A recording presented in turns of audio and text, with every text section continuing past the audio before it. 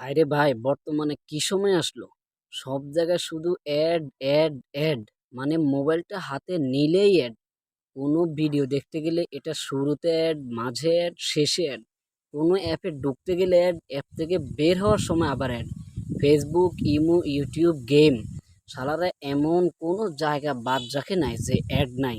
নাটক movie download করতে গেলেও অ্যাড, আবার ডাউনলোড করা নাটকের ভিতরেও অ্যাড। মানে মাঝে মাঝে তো মনে হয় যে মোবাইলটা অ্যাড দেখার জন্যই বোধহয় কিনছি। ওই দিন ইউটিউবে কিভাবে মোবাইলের বিরক্তিকর অ্যাড দূর করা যায় এই বিষয়ে একটা ভিডিও দেখতে গেছিলাম। আশ্চর্য, ওই ভিডিওতেই অ্যাড। এখন তো এই ভয়ে আছে যে কোন দিন আবার ওই সিস্টেম চালু করে যে একটা গুরুত্বপূর্ণ কল আসছে, বাট কল রিসিভ করতে গিয়ে দেখবেন যে এখানেও অ্যাড। 5-10 সেকেন্ডের এই অ্যাড না দেখলে কলই রিসিভ করা যাবে না।